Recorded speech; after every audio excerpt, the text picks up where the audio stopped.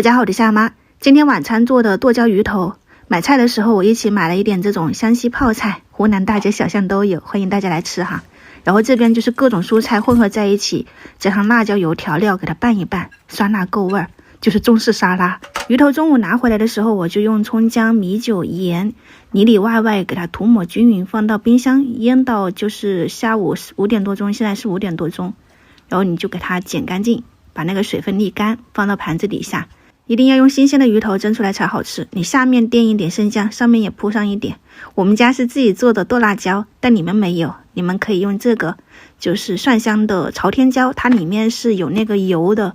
辣度还是可以的。如果你不能吃辣，你就不要试了，这个在超市上网上自己去看啊。用这个就不用炒酱，直接铺上去。因为平常我做的话呢，就是用家里面自己腌的剁辣椒，加上一点蒜末豆豉给它炒香。我这里是放了2种的，有一个里面加的豆豉颜色暗一点，我放的这个量是超辣的，你们要根据自己的口味来去放，给它铺平整就可以了。剁椒鱼头他们吃不了，我吃完都是满头大汗，所以给他们蒸一个油炸蒸蛋，打了3个鸡蛋，里面加上一点食用盐调个底味，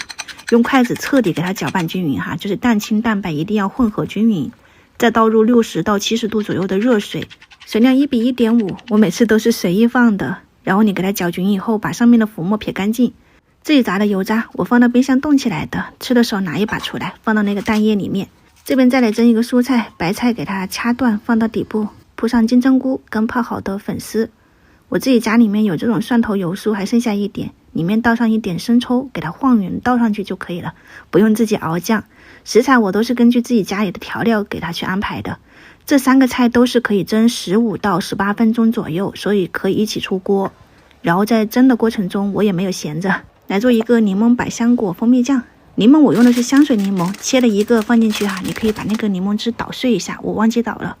然后就是这个百香果汁给它倒进去，我大概是1个柠檬配了大概有4个左右的那个百香果，给它拌均匀以后加上那个黄冰糖，最后倒上蜂蜜就可以了。这个甜度跟酸度按照自己喜欢嘛，我都是随意放的，给它搅拌均匀，放到冰箱冷藏，可以吃个10天半个月了，我觉得味道是很好的。喝的时候就来一勺，放上那个温水冲泡一下，里面加点冰块，味道会更好喝。这边蒸菜也出锅了，蒸蛋我是用蒸锅蒸的，这个蒸箱放不下，你就撒上一点葱花，淋上生抽或者是蒸鱼豉油，倒上2圈就搞定了。很简单好吃的剁椒鱼头家常做法，你是可以吃到那种湘菜馆里的味道。我没有油泼了，因为上面已经有一层厚厚的那个辣油。